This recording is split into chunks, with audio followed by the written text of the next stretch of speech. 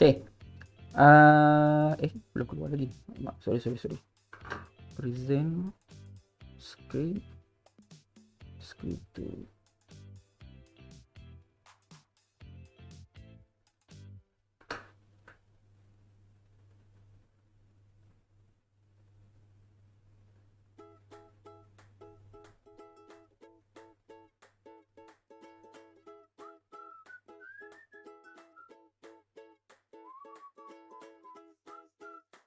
Okay. So, mari kita tengok soalan ni. Okay, kita tengok sama-sama. Rajah 1 menunjukkan keputusan suatu eksperimen yang dijalankan untuk mengkaji kesan kepekatan antibiotik yang berbeza terhadap pertumbuhan bakteria. Okey, ini dalam bab 1. Mula sekali kamu belajar. Okey. Kaedah untuk menjawab soalan, saya suka ingatkan dekat pelajar-pelajar, kita kena gariskan soalan, gariskan pernyataan. Okey. Dekat sini kita ada pernyataan, kita ada soalan. Jadi kita kena gariskan, kita kena highlight apa benda kehendak soalan sebenarnya. Okey. Contoh kat sini Rajah 1 menunjukkan keputusan ini, tak payahlah kamu highlightkan. Kamu highlightkan dekat sini. Eksperimen yang dijalankan untuk kaji kesan kepekatan antibiotik yang berbeza. Maksudnya dia kaji tentang kesan kepekatan antibiotik terhadap pertumbuhan bakteria. Okey. Jadi kita dah belajar sebelum ni, tak tahulah kamu ingat ke tak ingat.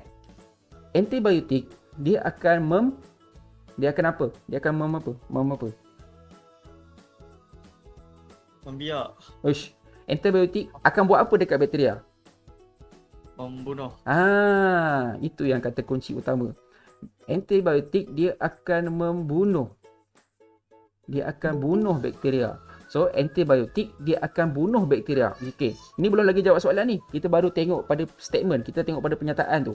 So, kita dah tahu dekat sini. Antibiotik dia akan bunuh bakteria. Okey. Dekat sini pula dia kata kesan kepekatan. Maksudnya bila kata kesan kepekatan, kita boleh katakan macam ni lah. Okey. Antibiotik tadi bunuh bakteria. Lepas tu pula kesan kepekatan. Mestilah ada benda yang pekat dan juga ada benda yang cair. Tapi apa benda yang pekat? Apa benda yang cair? Kita merujuk kepada antibiotik tu sendiri. So, bermaksud, saya padam balik ni, banyak sangat nanti conteng-conteng. Bermaksud, antibiotik ni tadi terbahagi kepada dua dalam eksperimen ni. Ada antibiotik yang berkepekatan tinggi, maksudnya dia pekat, tinggi kepekatan dia. Satu lagi antibiotik dia kepekatan dia cair. So maksudnya senang cerita bahasa mudahnya, satu antibiotik tu kuat, pekat. Satu lagi antibiotik tu cair. Okey. Dah settle kat situ. Antibiotik ni untuk apa? Untuk bunuh bakteria tu tadi. Sekarang ni dia bagi gambar rajah. Dia bagi gambar rajah A, antibiotik yang berkepekatan tinggi. Gambar rajah B, antibiotik berkepekatan rendah. Okey, sekarang ni kita dah bezakan Kita dah bezakan A. A tu tadi antibiotik tinggi. B tu tadi antibiotik dia rendah. Okey. Sekarang ni mesti kamu macam apa benda gambar ni macam pelik kan? Okey, tak apa, tak ada masalah. Yang penting kamu kena pandai bezakan dulu. Okey, sekarang ni pula tengok benda yang berlabel. Apa yang dia labelkan? Dekat dalam gambar rajah ni dia tulis kat sini agar-agar nutrien dengan kultobakteria. Agar-agar nutrien dengan kultobakteria. Sudah, apa benda ni pula? Okey, jangan pening kepala. Tengok sini, dia ada bakteria dan dia ada nutrien. Maksudnya, dia ada mikroorganisma ataupun bakteria dan dia ada makanan. So, bakteria dengan makanannya lah. Maksudnya dalam bekas A ni ada bakteria, ada makanan. Dalam bekas B ni pun ada bakteria, ada makanan. Lepas tu dekat atas ni pula dia tulis ceper antibiotik. Abaikan je perkataan ceper ni kalau kamu bela. Ceper tu maksudnya macam piring. Tapi dia bukanlah, dia berbentuk piring dari segi bentuk. Tapi dia bukanlah sesuatu benda yang pelik. Dia sebenarnya adalah antibiotik. Antibiotik dekat dalam A ni dia pekat. Antibiotik dalam B ni dia kurang pekat. So dekat sini kepekatan dia tinggi. Dekat sini kepekatan dia rendah. Jadi daripada situ kamu dah ada keyword, dah ada kata kunci dah. Tadi kita kata antibiotik akan bunuh bakteria. So kat sini maksudnya antibiotik tu banyak ataupun pekat. dekat sebelah sini antibiotik tu rendah ataupun sedikit. Tapi kita tengok ada perbezaan yang ketara dekat sini. Cuba tengok. Saiz antibiotik ni sama. Ni lah, yang warna putih ni apa warna putih? Warna putih ni kita panggil dia kawasan jernih. Kawasan jernih. Kalau kamu perasan, antara kawasan jernih dekat A dengan B, yang mana lagi besar? A.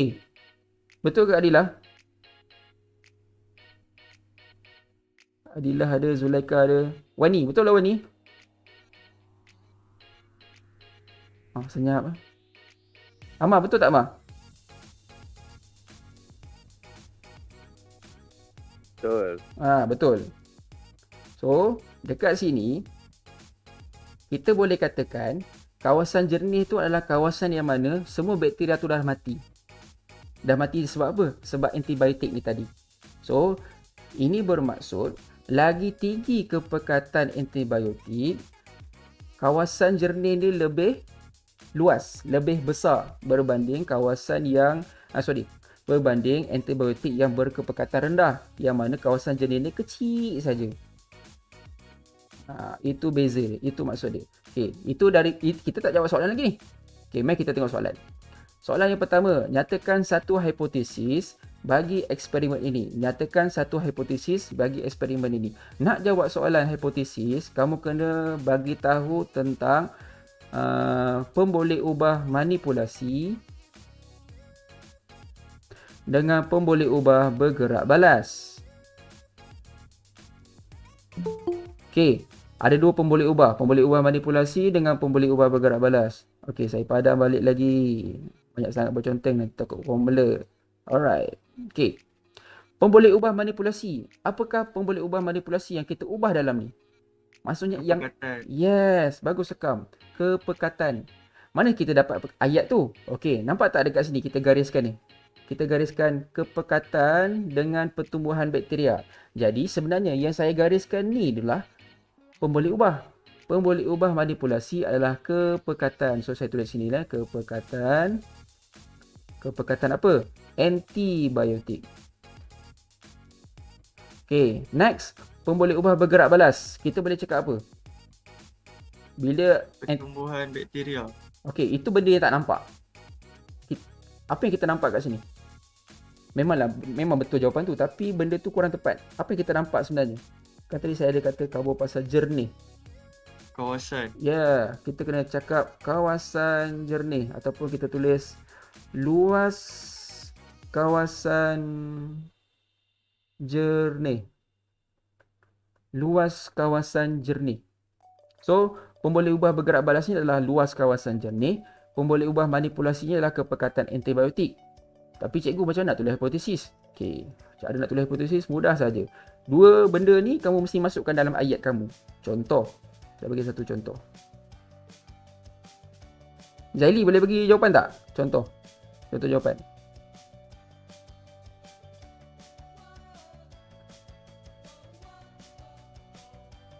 Semakin tinggi kepekatan antibiotik, semakin tinggi kawasan apa? Bukan tinggi, semakin luas. Semakin tinggi kepekatan antibiotik, semakin luas kawasan apa tadi? Tak tahu. Kawasan jernih. Kawasan cerah ni, kawasan putih. Sepatutnya dia tulis kat sini kawasan jernih, baru kau tahu itu kawasan jernih. So ini adalah salah satu contoh jawapan untuk hipotesis. Semakin tinggi kepekatan antibiotik, semakin luas kawasan jernih. Okey. Faham tak? Ataupun ayat paling mudah kamu tulis macam ni je. Antibiotik yang pekat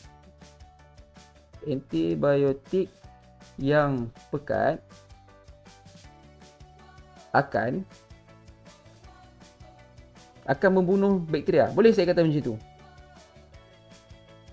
Boleh. Kalau saya tulis akan membunuh bakteria, sebenarnya dia kurang tepat. Sebab bunuh bakteria tu tak dapat ditunjukkan secara visual. Tak dapat ditunjukkan secara dengan mata kasar. Yang kita nampak dengan mata kasar adalah, oh, bakteria dah mati. Dengan cara apa? Oh, kita tengok dekat sini, kawasan jernih tu besar. So, dekat sini akan meluaskan kawasan jernih. Ataupun kawasan jernih lebih besar. Kamu tulis macam itu. Saya padam balik sini. Akan meluaskan Kawasan besar. kawasan jernih, bukan kawasan besar, kawasan jernih. Kawasan jernih ataupun kawasan putih. Kalau kamu cakap kawasan putih pun tak apa. Akan membesarkan kawasan. Tadi siapa cakap tadi? Adilah ke Wani? Saya ikut Adila. Adilah. Tak kenal dah. Mana nak kena dengar suara je. Dia akan meluaskan kawasan jernih. So kawasan jernih tu akan jadi besar. Ataupun kamu nak buat bahasa, susahlah cikgu, ayat cikgu ni susah sangat. Buat ayat simple je. Apabila kepekatan antibiotik tinggi, maka kawasan putih besar. Kawasan tu.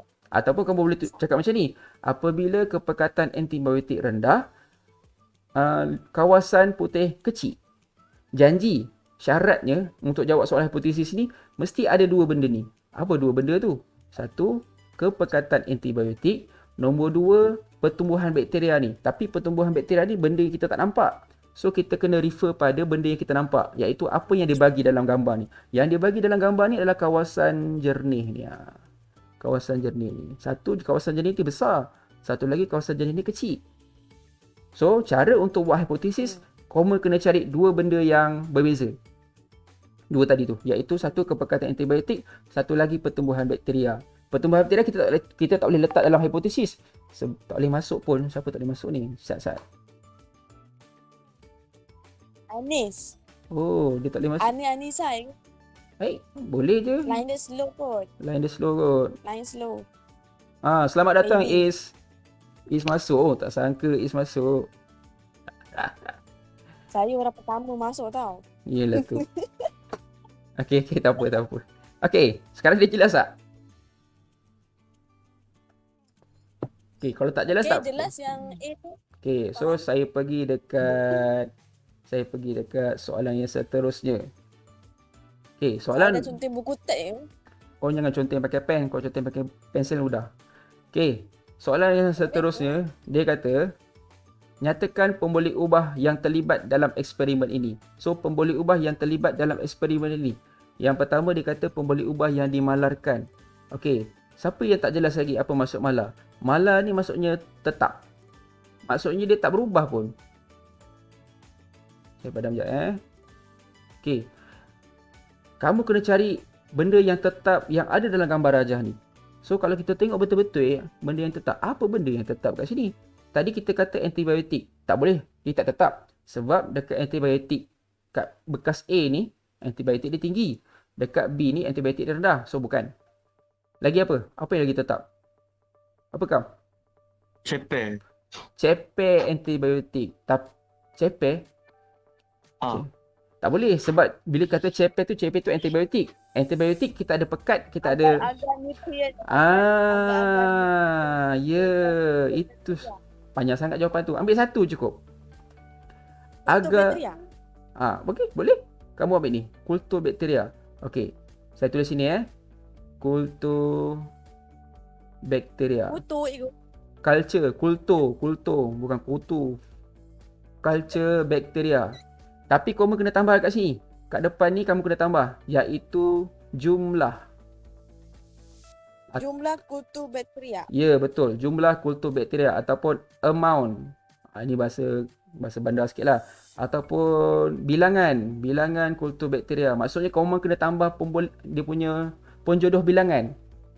Jumlah kultur bakteria, amount kultur bakteria ataupun bilangan kultur bakteria. Okey, tadi ada cakap nutrien ni boleh tulis ke cikgu? Boleh tulis. Kamu boleh tulis jumlah nutrien ataupun amount nutrien ataupun bilangan nutrien. So, dua benda ni adalah pemboleh ubah yang dimalarkan, yang kita tetapkan. Sebab apa? Sebab kamu tengok kawasan yang hitam ni. Walaupun dia seakan-akan sama, sebenarnya bukan seakan-akan sama. Jumlah yang kita masukkan tu untuk kedua-dua bekas ni mestilah sama. Yang kita bezakan adalah kepekatan antibiotik tu tadi. Sini antibiotik dia tinggi, sini antibiotik dia rendah. Okey, Akam. Jawapan kamu Akam tadi pasal ceper kan? Ha, betul. Okey. Kalau kamu nak kata pasal ceper ni tadi, kamu kena kata saiz. Saiz ceper antibiotik. Saya Ya. Boleh kam? boleh. Boleh. Okey, itu pemboleh ubah yang dimalakkan ataupun kita tetapkan. Okey, sekarang kita tengok pemboleh ubah yang dimanipulasikan. Maksud pemboleh ubah yang dimanipulasikan ni, kita ubah. Kita ubah pula. Benda tu tak sama. So, apa benda yang tak sama tadi kita cakap? Kepekatan. Yes. Tapi tak boleh tulis kepekatan je tau. Kena tambah lagi. Kepekatan antibiotik. Kepekatan antibiotik. Barulah jawapan korma betul. Okay. So, settle dekat pemboleh ubah yang dimanipulasikan. Next, kita pergi last. Apakah kesan antibiotik berdasarkan eksperimen ini? Sudah. Apa benda pula soalan ni cikgu? Kesan antibiotik. Antibiotik buat apa? Mencegah Bunuh sakit. bakteria. Mencegah penyakit, membunuh bakteria. Okey. Jawapan Akam membunuh bakteria. Jawapan Adila mencegah penyakit. Adila, Yo. jawapan kamu mesti merujuk kepada soalan yang kita bagi. Dekat sini dia tak cerita pasal penyakit. Ingat, nampak tak? Dalam soalan dia tak cakap pasal penyakit. Dalam soalan dia cakap bakteria. So, kamu kena tulis membunuh bakteria. Boleh? Okey. Is boleh Is? Tidur ke? Yo. Boleh. Okey, boleh. Kau sentiasa boleh je. Okey. Kita pergi contoh soalan yang seterusnya. Okey. Ini soalan ni macam SPM punya soalan tau. Sebab tu kita kena bincangkan. Okey, next, last soalan. Rajah 3 menunjukkan satu eksperimen untuk mengkaji kesan suhu terhadap pertumbuhan bakteria. Tadi kita tengok kesan antibiotik. Sekarang kita tengok kesan suhu. Okey, macam biasa, gunakan highlight ataupun pen untuk kau menggariskan soalan. Soalan ni cerita pasal apa cikgu? Dia cerita pasal suhu. Lepas tu dia cerita pasal pertumbuhan bakteria. Maksudnya suhu tu akan mempengaruhi pertumbuhan bakteria. Ingat tak kita buat eksperimen pasal suhu? Pasal roti. Roti. Kalau kelas 5 AK saya buat pasal roti. Kalau yang 5 Ash saya letak dalam ceper. Lepas tu kita letak dalam oven. Kita simpan dalam tempat gelap. Ingat tak? Ingat. Yang itulah sebenarnya. Okey, so sekarang ni kita nak study kesan suhu. Bila kita cakap suhu, suhu mestilah ada suhu yang rendah dan suhu yang tinggi, betul tak? Betul. Okey, so sekarang kita dah gariskan penyataan. Kita tengok gambar. Daripada gambar pula ada 3 tabung uji dekat sini. Dalam 3 tabung uji ni, ketiga-tiganya diletakkan 5 cm padu bubur dengan 1 cm padu kultur bakteria. Okey, tetapi bagi 3 tabung uji ni dia mempunyai suhu yang berbeza. Yang ini 7 darjah Celsius, yang ini 37 darjah Celsius, yang ini 77 darjah Celsius. Soalan, suhu mana yang sejuk? 7. Maksudnya tabung uji P ni sejuk.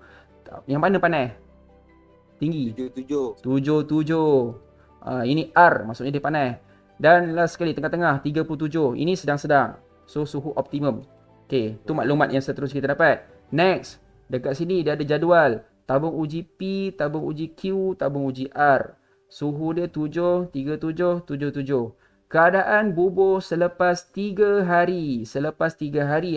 Lepas 3 hari, apa yang berlaku dekat P? Sedikit keruh. Apa yang berlaku dekat Q? Keruh. Apa yang berlaku dekat R? Sedikit keruh. Maksudnya dekat P dengan R sama. Keruh dia sedikit je. Jadi, soalan tanya, A. Nyatakan satu pemerhatian pada bubur nutrien yang telah disimpan pada suhu 37 selama 3 hari. Soalan tanya, pemerhatian. Apa yang kau nampak? Apa yang kamu perhati? Pada suhu 37. Bubur nutrien Rendah. keruh. Bubur nutrien keruh. Keruh Adilah, keruh. Bukan rendah. Kamu, maksudnya sekali kat sini, bila soalan cakap pasal pemerhatian, kamu kena tengok apa yang berlaku selepas 3 hari. Ni dah tulis dah dalam jadual. Dalam jadual ni dia dah bagi dah. Selepas 3 hari, bubur nutrien tersebut keruh. Tulis macam tu. Kamu tulis dalam jawapan, kamu tulis macam ni je. Keruh. Pemeriksa akan buat macam ni dah. Betul jawapan dia. Tak payah tulis panjang-panjang. Selepas 3 hari, bubur nutrien telah menjadi keruh. Panjang sangat ayat tu. Kamu tulis macam ni je. Keruh. Dah dapat 1 markah. Okey. Soalan B. Nyatakan hipotesis untuk eksperimen ini. Hipotesis maksudnya kesimpulan awal. Apa yang kita boleh fikirkan dekat sini? Ini suhu rendah. Ini suhu rendah. Ini suhu tinggi sangat. Ini suhu sedang. Suhu 37 jadi keruh.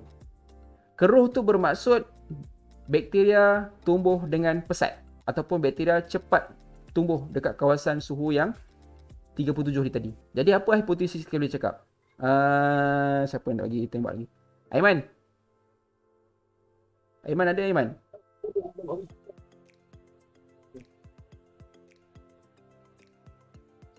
Yo. Jawapan. Hipotesis.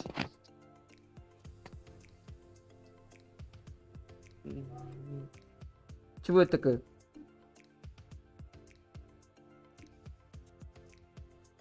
Ada Amar tu. Jika jika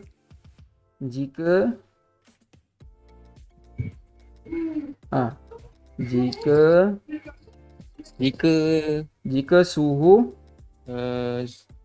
jika suhu meningkat, dia tak boleh jika suhu meningkat. Kalau suhu meningkat tadi, suhu meningkat sedikit keruh, suhu rendah pun sedikit keruh. Dia yang kat tengah-tengah ni. So jika suhu, berapa tu suhu tu? Lembab. 37. Mention kan. Jika suhu 37 darjah Celsius, maka bubur neutron akan menjadi comot tulisan aku. Jika suhu 37, maka bubur neutron akan menjadi Keruh. ya, menjadi keruh. Jika suhu 37 darjah Celsius, maka bubur neutron akan menjadi keruh. Itulah jawapan dia. Ataupun kamu nak tulis yang atas ni tadi. Kamu tak boleh cakap jika suhu meningkat, tak boleh. Kamu kena cakap jika suhu 77 ataupun jika suhu tinggi, maka bubur neutron menjadi sedikit keruh. Ataupun jika suhu 7 darjah Celsius, maka keadaan bubur sedikit keruh. Ada 3 contoh jawapan yang kamu boleh letak kat sini. Faham tak? Maksudnya apa? Kamu boleh dapatkan jawapan daripada jadual tu tadi. Maksudnya boleh dapatkan jawapan daripada gambar rajah. Okay, settle. Seterusnya, kita pergi pada pemboleh ubah. Nyatakan pemboleh ubah yang terlibat dalam eksperimen ini.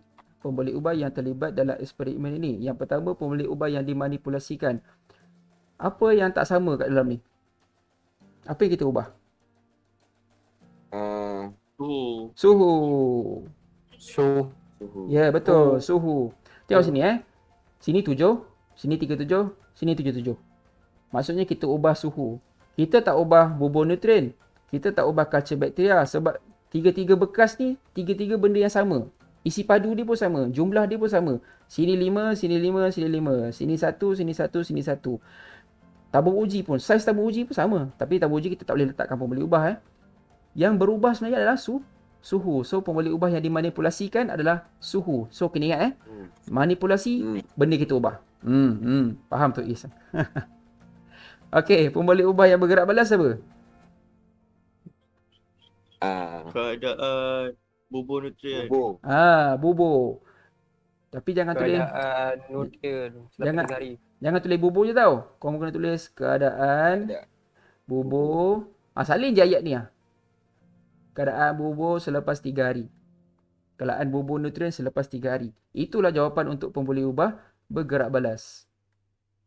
Okey, kesimpulan yang saya nak bagi tahu hari ni, kalau nak cari pemboleh ubah, dalam gambar, cari benda yang tak sama dan cari benda yang sama. Benda yang tak sama tu adalah pemboleh ubah manipulasi. Benda yang sama tu adalah pemboleh ubah dimalarkan. Cara kedua, kamu boleh tengok dekat dalam jadual. Okey, contoh dekat sini kita ada jadual ni kan. Kita ada tabung uji, kita ada suhu, kita ada keadaan bubur. Tabung uji ni kita tak boleh jadikan dia sebagai pemboleh ubah. So tinggal 2, suhu dengan keadaan bubur. Yang kita ubah adalah suhu. Sebab bila kita ubah suhu, barulah berlaku sesuatu perubahan dekat bubur neutron. Sama ada keruh ataupun tak keruh. So suhu ni adalah pemboleh ubah manipulasi. Manakala keadaan bubuh selepas 3 hari. Kita kena tunggu 3 hari nak tengok result, nak tengok keputusan dia. Itu adalah pemboleh ubah bergerak balas. Okey. Jelas? Dah, Adila dah senyap dah. Jelas. Nyatakan satu inference yang dapat dibuat berdasarkan pemerhatian dalam eksperimen. Ui. Laju pula dia. Okey, apa dia inference yang boleh dibuat? Inference ni sebab. Okey, sebab apa pula cikgu? Tak apa, kita ambil satu contoh je. Cara mudah Katakanlah kamu nak ambil yang dekat Q. Q ni tadi kita letak suhu dia 37. So, kita mention lah. Suhu 37 akan menyebabkan bubur Menjadi keruh. menjadi keruh. Okey, sorry malah nak tulis. Tapi kita tambah lagi satu ayat. Kerana apa? Kelembapan. Bukan. Ataupun tulis disebabkan kerana dia jadi keruh tu sebab apa? Apa sebenarnya keruh tu? Suhunya kelainan. Bukan. Memang suhu dia berubah. Tapi dia keruh tu sebab apa? Sebab nak menunjukkan apa yang banyak. Mikroorganisma. Kerana mikroorganisma. Tadi tak payah cerita mikroorganisma lah sebab kita sini cerita pasal bakteria. Kerana bakteria tumbuh dengan cepat. Bagus. Ataupun pesat. Ataupun ataupun apa dia nak cakap? Senang, suka pesat. Pun boleh lah. Suhu 37 akan menyebabkan bubur menjadi keruh kerana bakteria tumbuh dengan cepat. Okey, ataupun terbalikkan ayat kamu. Bakteria tumbuh dengan cepat pada suhu 37. Pun dah betul lah. Menyebabkan bubur menjadi keruh. Okey, pemeriksa akan ambil jawapan kamu yang ini je. Bakteria tumbuh dengan cepat pada suhu 37. Dah betul. Nak ceritanya apa dekat sini, inference ni adalah sebab. Contoh, tak datang sekolah. Tak datang sekolah sebab apa? Demam cikgu. So demam tu adalah sebab. So dekat sini, bubur ni keruh. Sebab apa? Sebab ada mikroorganisma, ada bakteria yang tumbuh dengan cepat, yang tumbuh dengan pesat. Itu contoh jawapan yang sesuai. Ada soalan? Ya, cikgu. Tak ada. Okey, kalau tak ada, so sesi kita habis dekat sini. So saya ada request. Kalau bubur McD dia tak boleh beli cikgu. Berebak dengan cepat ada bakteria. Bubur McD. Itu bubur McD. Ini bubur nutrien yang kau ni. Okey, saya ada request ni. Saya nak snap gambar korang ni. Korang boleh open tak korang punya ni? Saya nak screenshot lah. Nak buat laporan. Malu cikgu. Alah, Saya tak ketutup cikgu. pakailah kejap. Yang tak pakai, kalau tak pakai tak apalah. Pakai baju Yang lain buka. ni. Yang lain, Akam, Ahmad, Aiman, Is, Sekejap, cikgu. Wani, Saya buka sendiri. Zulaika. Ya, sebab saya nak Tengok. Tukar line. Okey, kalau macam tu saya tunggu 2 minit.